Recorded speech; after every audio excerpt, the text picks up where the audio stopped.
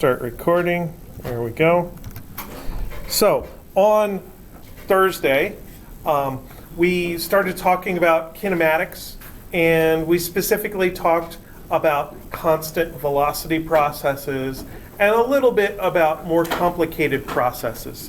And I want to kind of nail down some of the differences between physicist math and math class math so that hopefully you can learn to distinguish between them. So when we talk about velocity being the derivative of position, we're thinking of position x being some function of time, something we could graph, and then the slope of that graph, or the derivative of the function, is a different function, which is the velocity. I'm not going there. Now, since we can recover the velocity from the position, you might wonder, can we go backwards? The opposite of a derivative is an integral, and the only problem with that is that there's an unknown constant added to your function that you can't figure out just as part of doing the integral. You can figure it out if you know a specific x value, because you can do the indefinite integral and get a function of time and then figure out what do I have to add to it in order to achieve a goal specific x value, for instance, at time t. But without knowing a specific x value, you can't find that arbitrary constant. Now, in physics, we talk about processes. We talk about a leg of a race or a stage of a journey or something like that. And when you get to the point of talking about a process extends through a specific interval of time, from ti to tf maybe, or from t0 to t1, or t1 to t2. And then the entire span counts as that process. So it takes an interval called delta t. The position has various values during the process, unless you have an object at rest.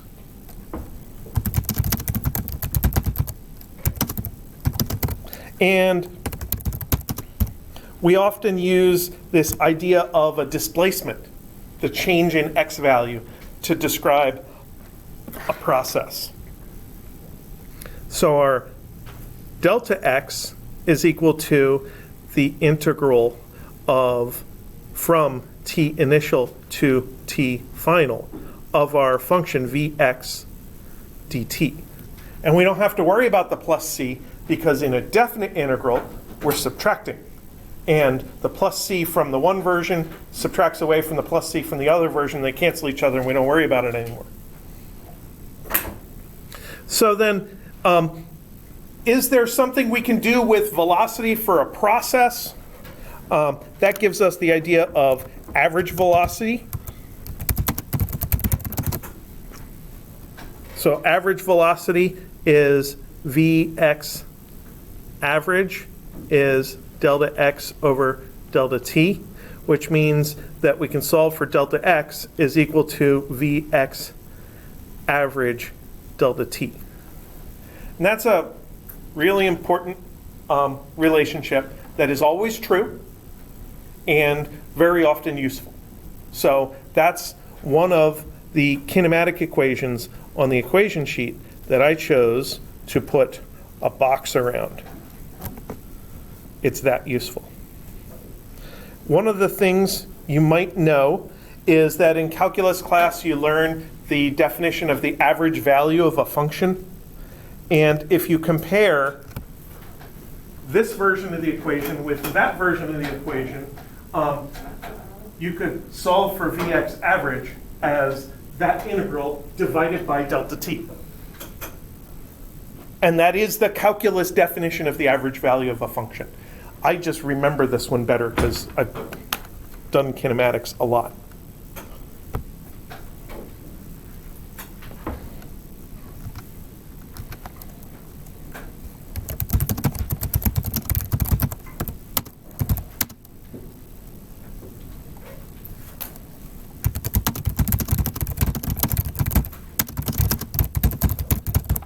So now we're going to deal with cases where the velocity really does change. In the stuff we did on Thursday, the velocity was constant during a process, which means that this Vx average was just the velocity, and you take velocity times time and you get the displacement. But when the velocity does change, you still have the integral and derivative relationship between velocity and position and displacement. But now we want to think about the rate of change of velocity. So we have a function, for some reason I like writing in red. A sub x is the derivative of v sub x. And the inverse relationship, v sub x, is the integral of a sub x dt plus c, plus that arbitrary unknown constant.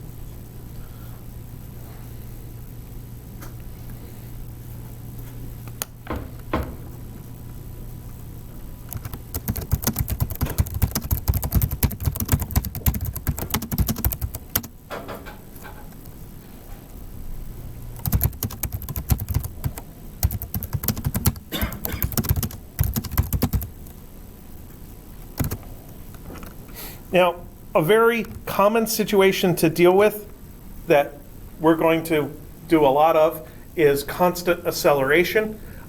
Constant acceleration happens a lot because free fall is a situation where an object is falling and the acceleration is fairly constant. Even during movements of cars and things, it's common to say that the acceleration is roughly constant during a process. So we can get AX average is delta Vx by delta t. So the derivative relationship turns into a delta fraction if you call it specifically the average velocity.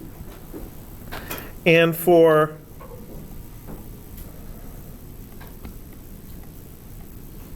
constant acceleration, you can drop the AVG subscript because with constant acceleration, it just is the acceleration. And you get an equation that says delta Vx is equal to the acceleration times delta t. And that is another really important equation that, there we go. I put a box around on the equation sheet. So if I go over to your equation sheet, there are these 4 boxed equations, and one of them is delta x is Vx average delta t.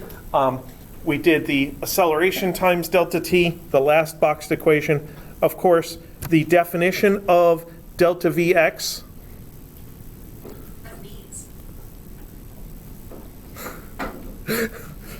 I feel like there's more ears listening to me than the human ears in the room.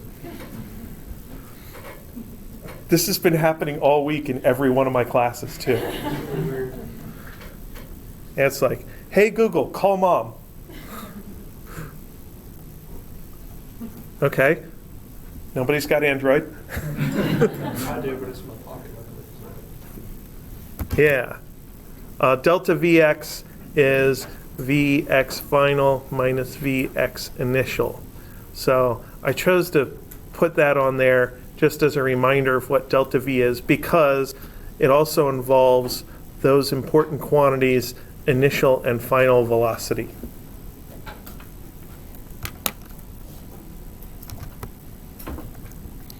So,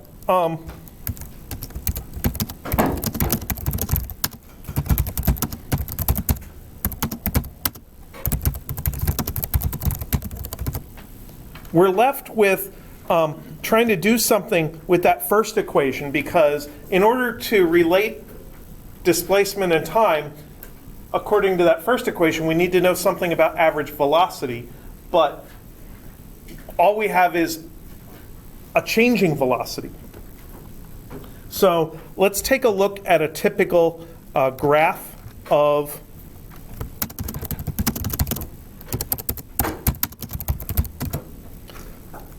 a typical graph of velocity during a constant acceleration situation. So my graph is going to have velocity on the vertical axis and time on the horizontal axis. And maybe we'll start here and work our way up to here. And if we have a constant acceleration situation, that means that our graph should have a constant slope. In other words, our velocity graph should be linear. And this point is v initial, and this point up here is v final. And if I drop that down, this area here is delta x is equal to the integral of velocity dt from t initial to t final. But it's also equal to Vx average delta t. So if we can somehow figure out that integral, then we can divide it by delta t to get our answer for V average. And the nice thing about that particular integral is it's a nice boxy shape, it's a trapezoid, and calculating the area of a trapezoid is very easy. When it's a trapezoid on its side like this, you do the average of the heights times the width of the base. Or for a regular trapezoid where the base and top are parallel, it'd be the average of the bases times the height. This is a sideways trapezoid. So this is the average of Vx initial plus Vx final times the base, which is delta t, is Vx average delta t, which gives us the formula Vx average is equal to literally the average of Vx initial and Vx final. So your average velocity in constant acceleration situations is literally the average of the initial and the final velocities. And that turns out to be really useful. And that is the fourth boxed equation that I provided on the equation sheet.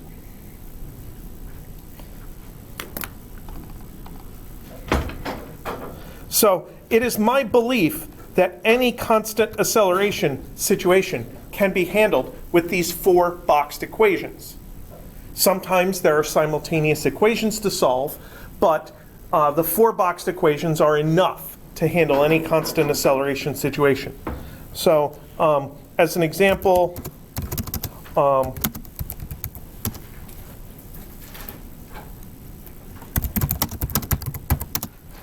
car is going 30 meters per second, and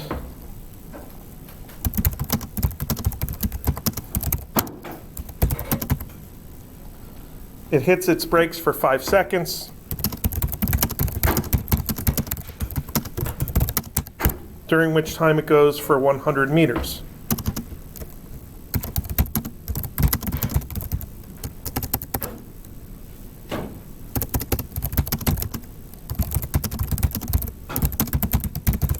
So what else can we learn about this? Well, we can learn everything else.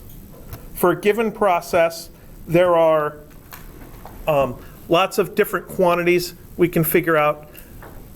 We can figure out delta t, delta x, v initial, v final, v average, and delta v and a. So we only really have one time quantity to think about for a process. Yes, a process starts at one time, works its way up to another time. So maybe it doesn't start at t equals 0, but that's a shift in time you can just kind of deal with in your head. The thing that defines the process is how much time does it take, yeah? So can you ever ask us on a test to derive the equations? I generally don't ask you to derive too many equations. Very occasionally I'll ask you to show how one of the basic equations turns into something else. Or I'll give 5 different possible results of what you could do with a basic equation, and all of them are messed up except one. And you have to tell me which one's correct. As far as position variables goes, really only the displacement is an important quantity for a process. Yeah, maybe the object doesn't start at the origin, maybe it starts at x equals 5 or something, but that's a shift you can accomplish in your head. As far as velocity goes, I believe it's actually important to think about the initial and final velocity, and separately the average and the delta velocity. So I think that there are 4 important velocity quantities to worry about. And then there is the acceleration, which of course describes a constant acceleration process. For this particular example, what we know is that this delta t is 5.0 seconds, the delta x is 100.0 seconds, and we know that the v initial is 30 meters per second. I'm not that big on significant figures, so sometimes I add a 0.0 at the end. In my opinion, given values are exact, unless otherwise stated. So I can mix these values together in various ways. The most obvious thing to do is to take distance over time, because I know those two things. So I can do delta x over delta t is 100.0 over 5.0. And the thing to remember is what you get when you divide those two things. It is not, in this case, a particular velocity, it's the average velocity. So that's v average is 20.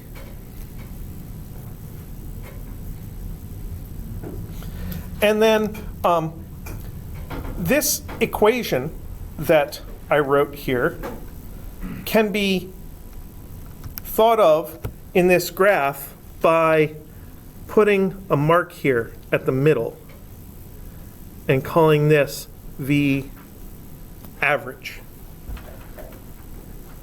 So the initial and the average and the final velocities are equally spaced on that axis, whether they're equally spaced increasing like in the graph, or whether they're equally spaced decreasing like in the example. They're always equally spaced. So in this case, we have VI equals 30, V average is equal to 20, and VF should be equally spaced on a downward trend. And most of you are probably looking at that and thinking, why is he taking so many words to get to the point that this V final is 10? It's pretty easy to do that in your head. And I think it's perfectly fine to do that in your head.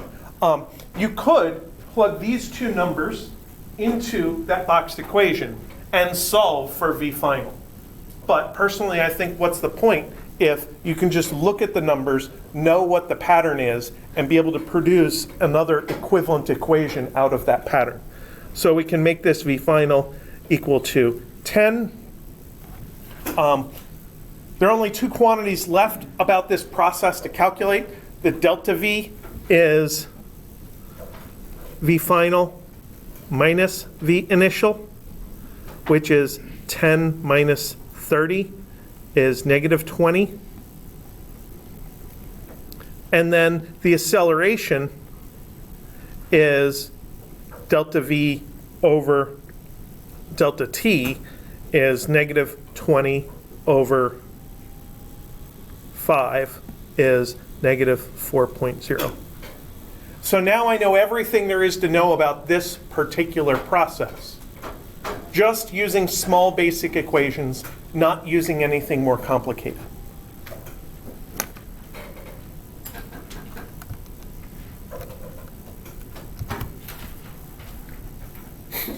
Now, sometimes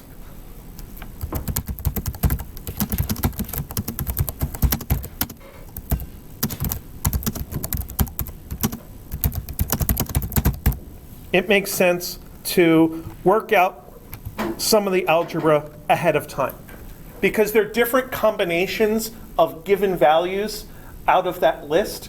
I think we started with 3. So if you have 3 of those quantities plus the 4 basic equations, that's enough to recover the whole list. You need to be given any 3 of those quantities to be able to produce the entire rest of the list.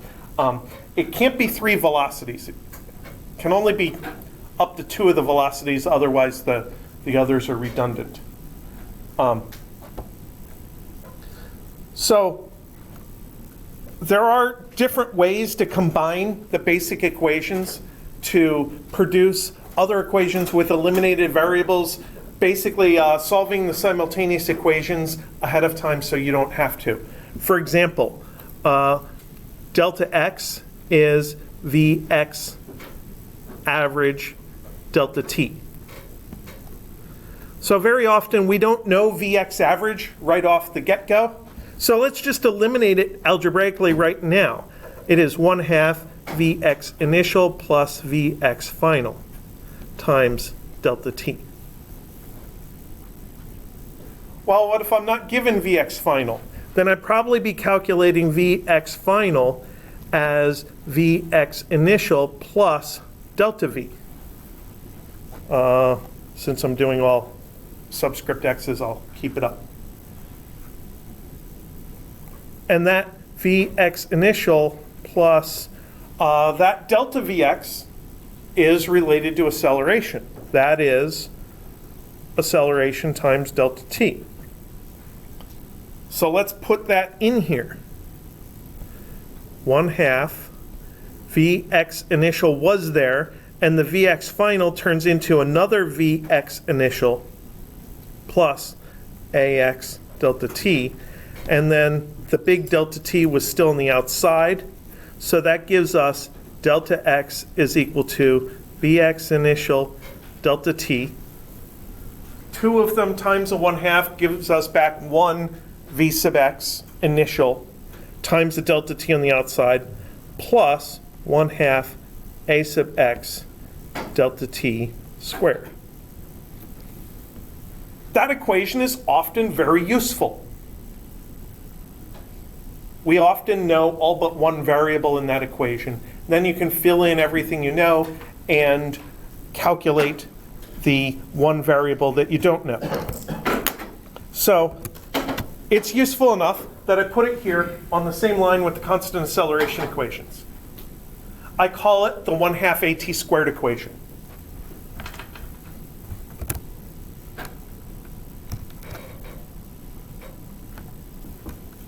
So,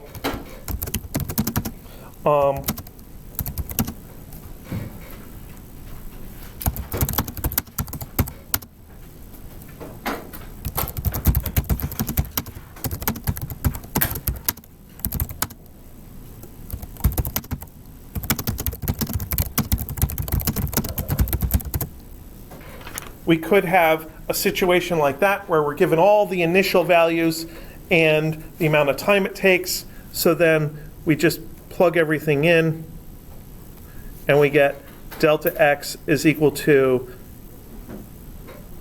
30 times 5 plus 1/2 times 2 times 5 squared is equal to 150 plus 25.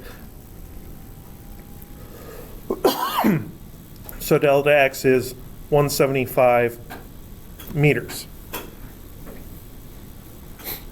Sure, I could go through the basic equations and get quantities out of those, but this gets me to a result very quickly. And our goal is not to manipulate equations and show how smart we are. Our goal is to get answers and move on with our lives and study something more interesting. So I do understand being very pragmatic with the analysis that you do and trying to be efficient with your work. So let's take a look at a very similar example. I'm going to make it so similar that I'm going to copy and paste this.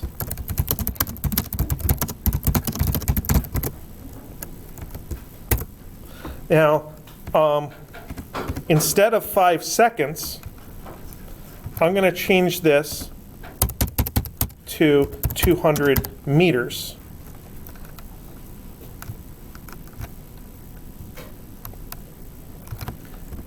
And asked, how much time does it take?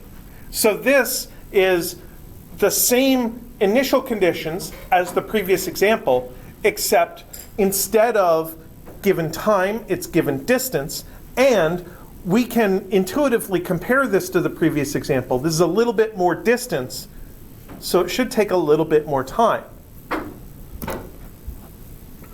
So let's take a look. Delta x is Vx initial delta t plus 1/2 a delta t squared. So this is 200 is equal to 30. I'm just going to call it t plus 1/2 times 2 times t squared. Okay, it's an equation. There's only one unknown value, one unknown variable. We should be able to solve for the value of t that makes that work. So how do we solve that?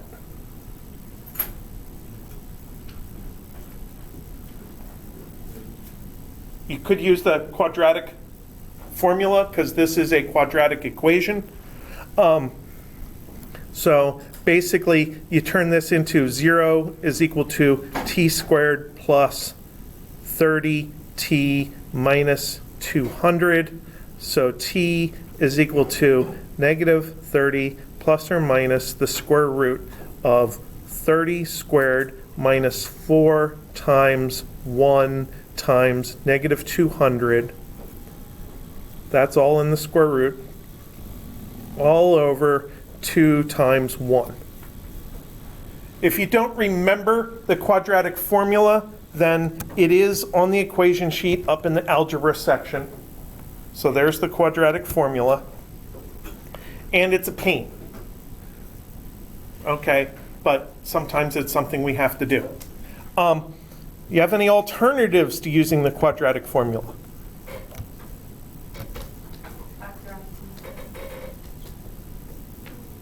From here? No, from We have to find t from this equation somehow. Because we're going to pretend we didn't do this. Ew. I don't know that that would help me any. How about this? Wolfram alpha. Have you heard of this? It's really cool. 0 is equal to t squared plus 30 times t minus 200. Enter. So then you wait a little bit. It shows you a plot of your thing, so you know your two t values. It gives you your solutions, and if you want them decimal, you hit approximate forms, and we find out that the positive solution is t equals 5.62.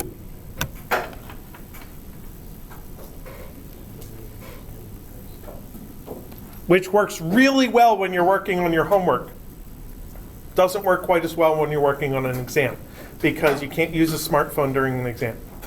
There's just too much stuff available. Yeah. So you must use a regular non-internet calculator. Now, if your calculator can solve quadratic equations for you, great, learn how to use it. It will save you effort later on. But the problem of having to use the quadratic formula was created by the choices we made when we eliminated variables to produce an overall equation.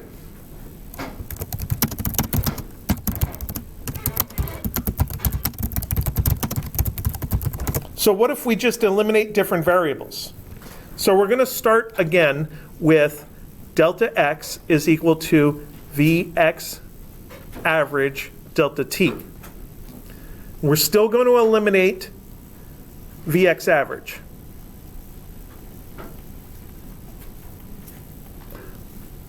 But this time we're also going to eliminate delta t. So we're going to put something here in parentheses that is equal to delta t. to find something equal to delta t, we have to use a different equation and solve for delta t. For instance, delta Vx is equal to Ax delta t. That's a different basic equation that can be used to solve for delta t. So delta Vx over A sub x is equal to delta t. And by the way, delta Vx is defined in terms of initial and final.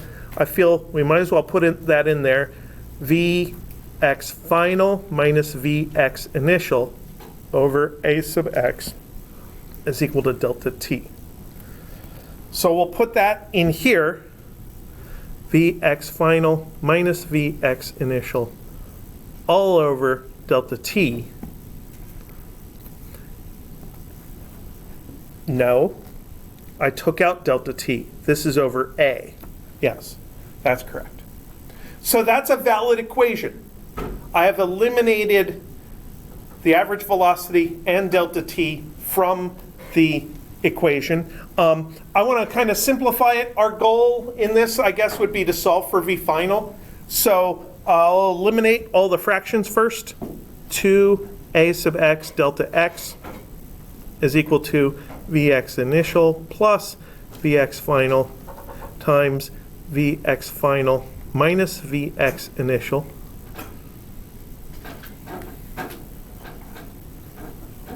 In order to solve for V final, I have to expand that.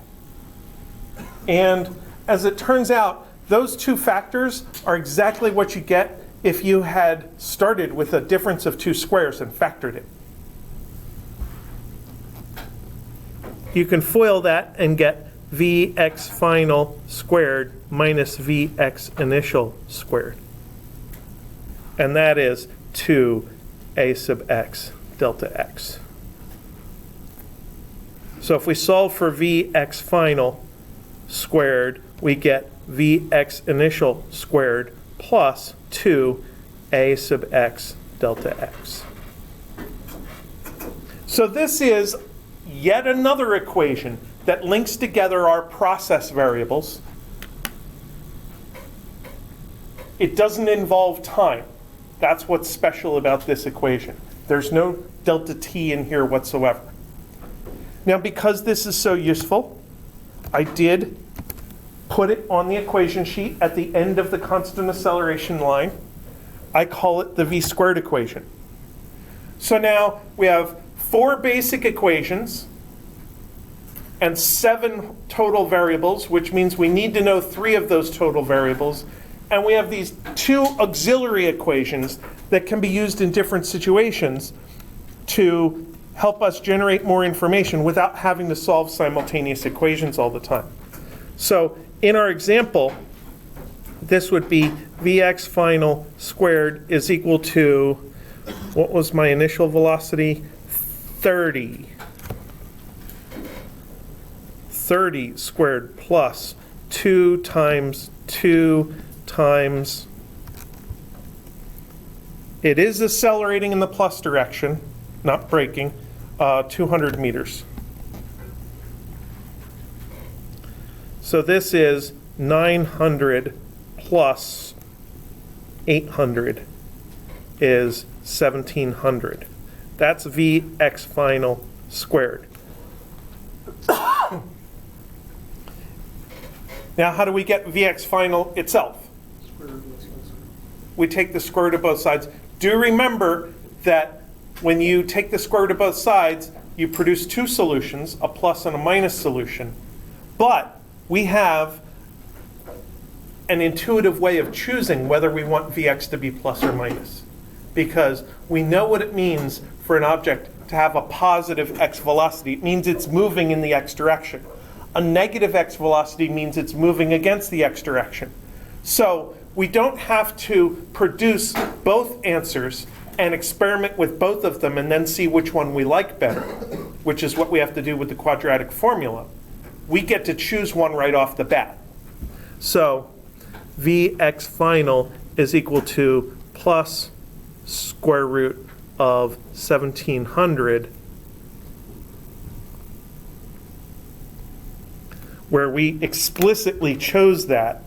And then, as it turns out, I do not offhand know the square root of 1700.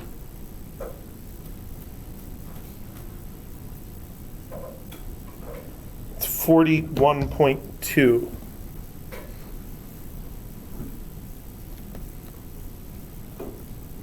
So in my process, I have delta t, delta x, and v initial, and v final, and v average, delta v, and a.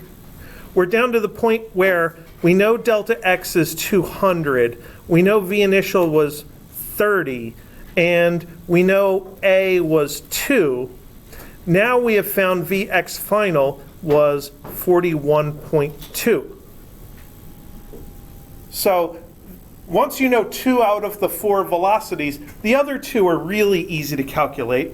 My delta V is easy to subtract, it's just 11.2.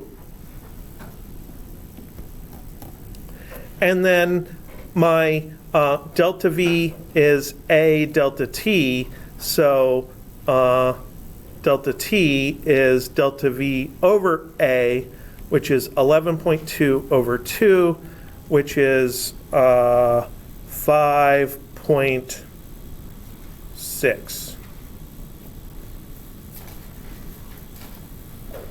So now I've figured out the amount of time, which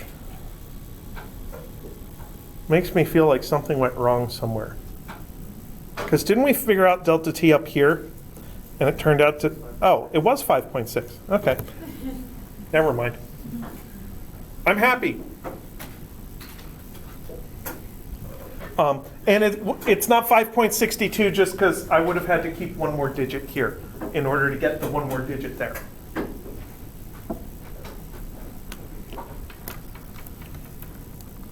So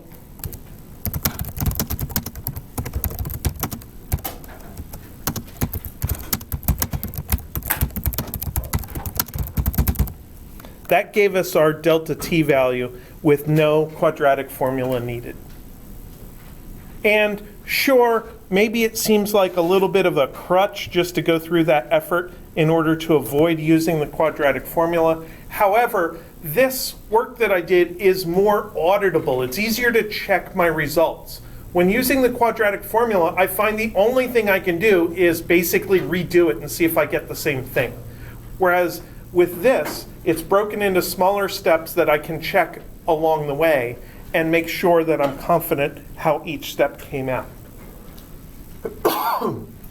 So when you find that you are trying to solve for time using the 1/2 AT squared equation, and you find that it's making you use the quadratic formula, then you might find it easier instead to use the v squared equation, find out more velocity type information, and then find out the time by the relationship between velocity and acceleration.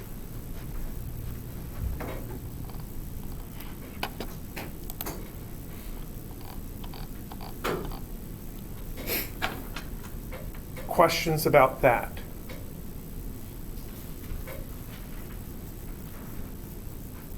All right.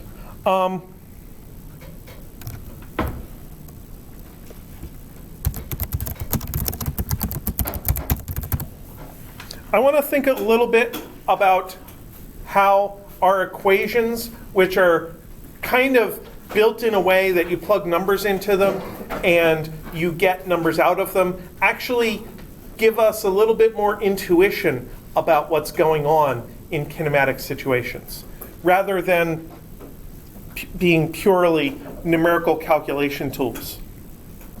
So one thing I want to think about is what happens when you're in a situation where certain values are equal to 0. If you are starting from rest, then you're talking about v xi is equal to 0. So what does that tell us in our other basic equations? Well, it tells us that delta Vx is just Vx final, because the definition involves Vx final minus Vx initial, but that Vx initial is equal to 0.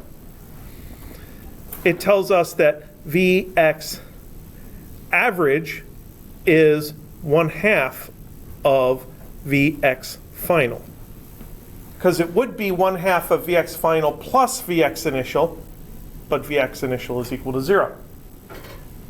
So those are maybe obvious statements, but they're things that you should keep in mind. Another thing is our delta x equation involves Vx initial.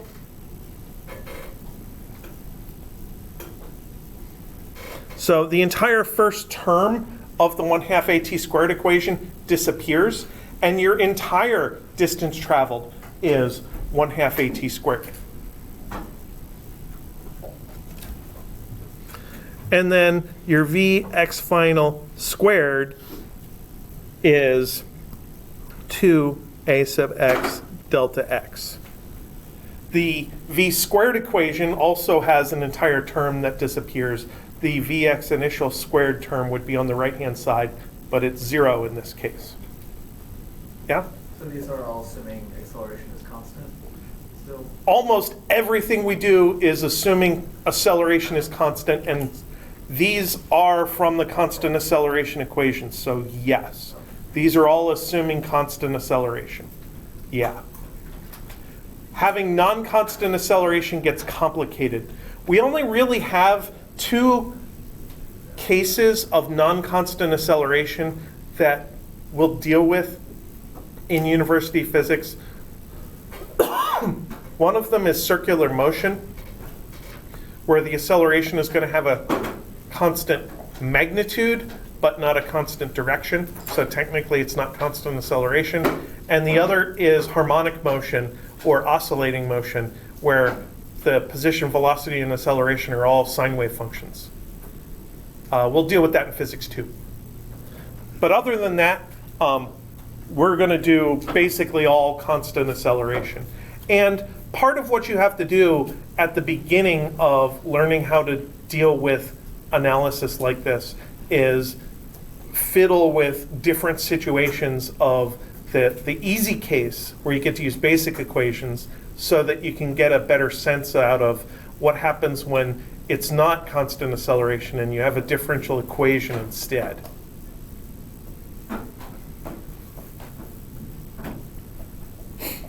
Okay. The other cool case is when you're stopping. That would be Vxf is equal to 0. And there's kind of a parallel set of equations that I could write. Delta Vx is equal to minus Vx initial. Because if you're going to come to rest, you basically have to lose all your velocity so that you don't have any left. And Vx average is equal to 1/2 of Vx initial. Well, that's kind of neat, because it looks extremely similar to the equation for Vx average when you're starting from rest.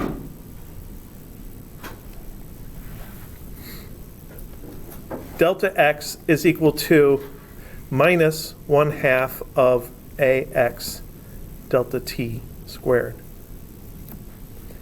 If you are coming to rest, there's actually a simplification that I don't feel like going through the algebra for, because you probably don't want to see any more algebra anyway.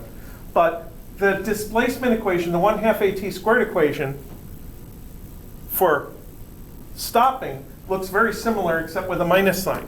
Now when you're stopping, usually you think about your motion as being forward in the plus direction, so your acceleration is negative.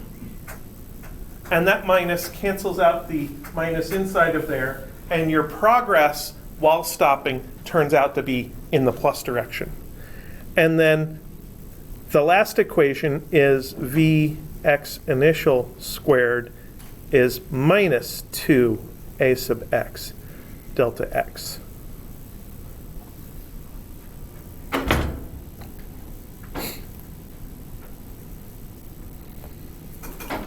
Now, generically, for any motion, you're allowed to be going in the plus direction, you're allowed to be going in the minus direction. So your delta x can be plus or minus, your velocity can be plus or minus. Even your acceleration can be plus or minus.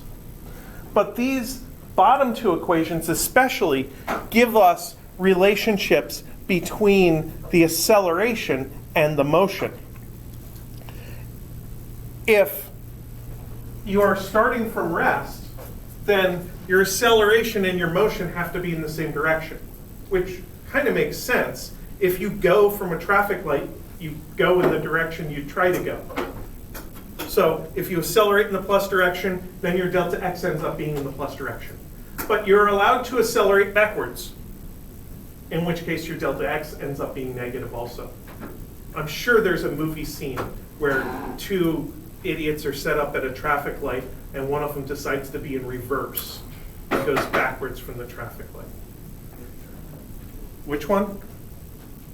Baby Driver. Maybe. Was it in that? Robbery. I feel like, was it in Dazed and Confused? I'm not sure. There's probably more than one movie involving that kind of a situation.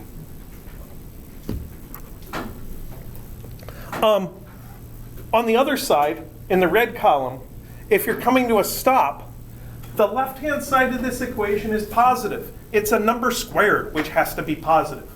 The right-hand side has a minus sign in it.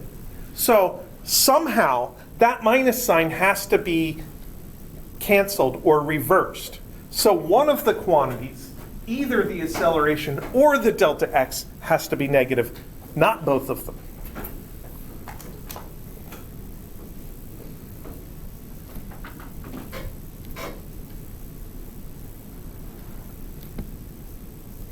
So one of those quantities has to be negative. Other than the weirdness of the minus signs, the two situations are actually very parallel to each other. In fact, if we look at graphs of the position or velocity in the two cases, so here, let's look at an x versus t graph. Starting from rest, this looks like a regular parabola. So our position starts out with zero slope like the bottom of the parabola, and it works its way up, getting steeper and steeper and steeper.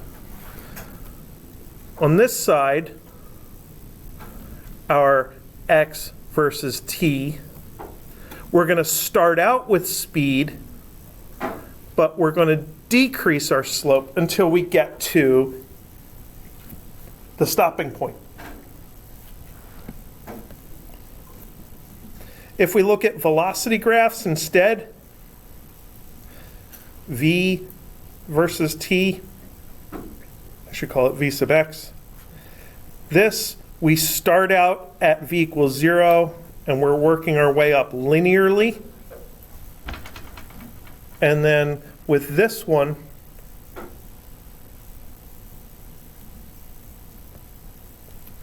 v sub x versus t, we start with velocity, we're working our way down to 0, and we're doing it linearly with constant acceleration.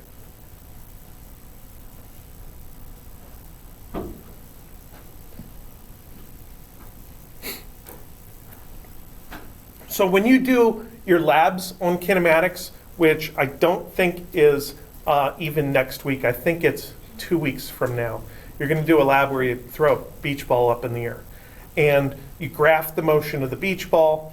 I want you to keep in mind these shapes, because on your position graph, you should see motion that looks like this for the slowing down part, and then this upside down for the speeding up part, because the beach ball is going to go up and come back down again. So it should basically be this continued. And for your velocity graph, it should look a lot like this. There's going to be some junk here that you have to chop off because you did stuff before the constant velocity part. But it should basically be a straight line that gets to 0. And then it doesn't stop at the top of its motion like a car hitting its brakes. It keeps coming back the other way. So the velocity should basically continue off linearly in a negative direction.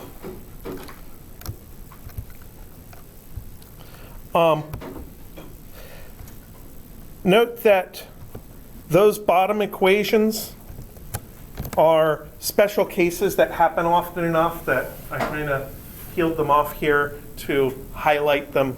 I don't know, maybe that's wasted space on your equation sheet and I don't need those, but they're there. One thing that this does do a good job of is it gives us a relationship between stopping distance and initial velocity.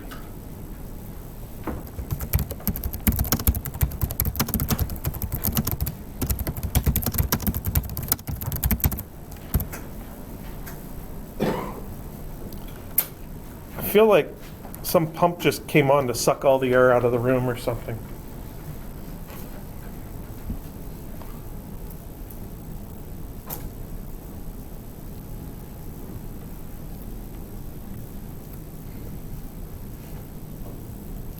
So I'm going to get rid of the minus sign just by taking an absolute value. I'll assume my delta x is positive, then my a sub x is negative, and then I put the absolute value signs on it to turn it back positive again.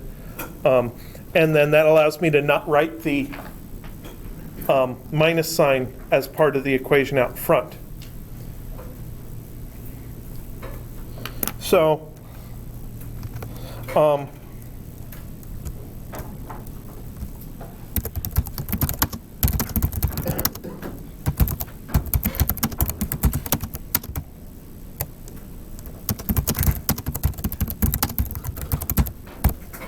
that allows us to think about how the initial velocity is related to stopping distance.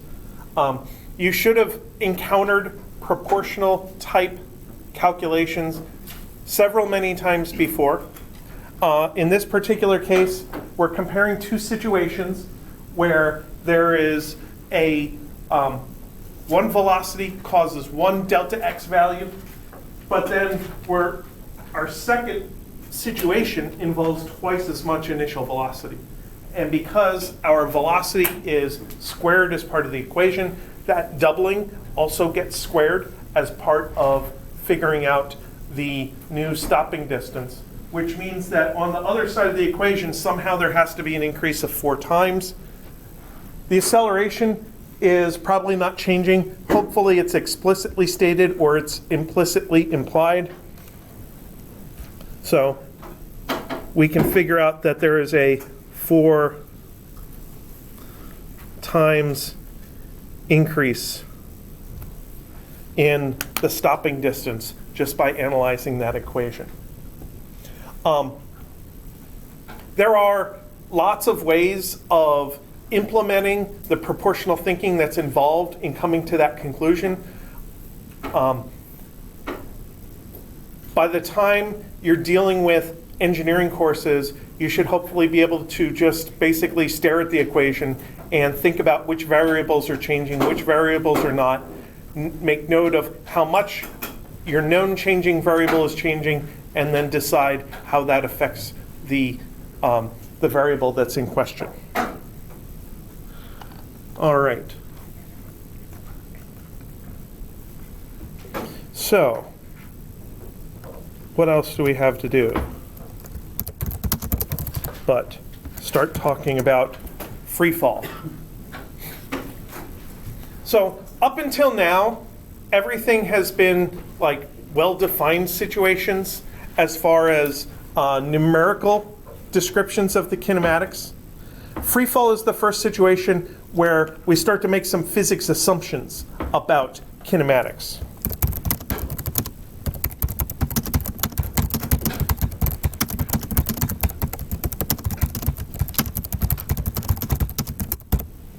And first, as kind of a definition, I keep tossing around different versions of the definition, but here's one that works for me. If an object is in midair or even in non-air, if it's not touching anything, but if it is influenced by gravity, not by the air, that counts as a free fall situation. So by saying the object is not influenced by the air, I'm saying that, for instance, if I dropped a feather or a piece of paper and it went in free fall, it would fall straight down and thunk against the ground just like a rock would.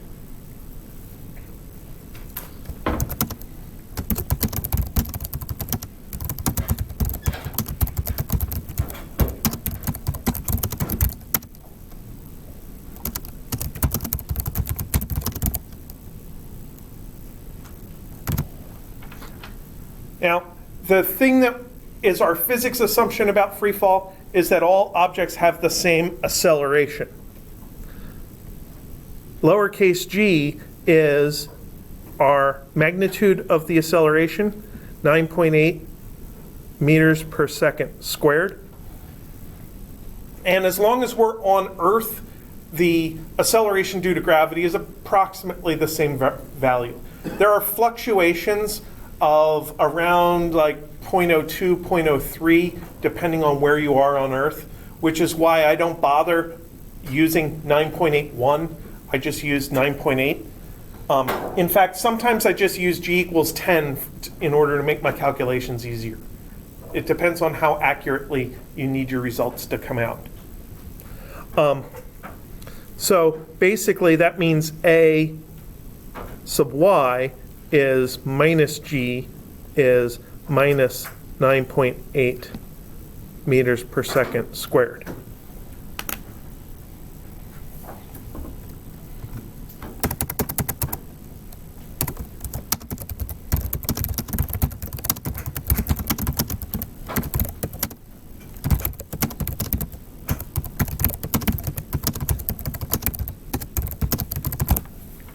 Now, just to clear something up about what is free fall and what is not free fall, even if your object's initial velocity is upward, it still counts as free fall. It is just falling upward for a little while.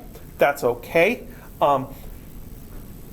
Eventually, if allowed to free fall long enough, the object will fall downward because that's what the acceleration is. How come gravity is negative? Gravity is negative because that is a subscript y, which means I'm talking about the y direction acceleration, and the y direction is upward. So quantities that are against the y direction are negative, and gravity makes things go down. So the acceleration is negative due to gravity, because the y value when you let go of something decreases. It's just because the y direction points up and the acceleration points down. So that's how we take that into account. So if you let go of something, it inherits the velocity of your hand. For instance, there's that question in the homework, I think, with a helicopter that lets go of a package. That was put on our homework well before this week's current events. So there's no intent to be related to the recent tragedy. But anyway, if a helicopter lets go of a package while it's on the way up, the package's initial velocity will be upward. And if the helicopter lets go while it's on the way down, the initial velocity of the package will be downward. You guys had that helicopter question on your homework, right? No? Maybe I took that off for a different question. It's in the other classes homework. Yeah, it's just dropping a rock. Okay. Yeah, men drops the rock. That's good. Okay. There's a different question on the general physics classes homework that does involve a helicopter. Anyway, or obviously if I literally propels something toward the ground, that counts as falling.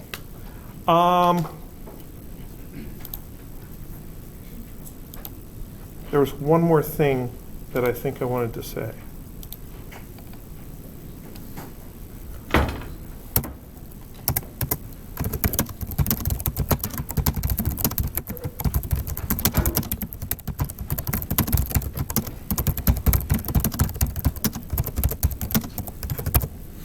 If you do throw something horizontally or diagonally, then in a sense it's still free fall in that it has the same acceleration. But then with the sideways motion going on and the vertical acceleration, we tend to split that off and call it something else. We call it projectile motion, and we'll study it, I think, next week or in 2 weeks or something like that. So, I think I would like to leave all of the free fall examples for Thursday, where we will try to calculate things about free fall situations from every direction possible. And that leaves us finished for today. If you have any questions, I can stay here and answer your questions.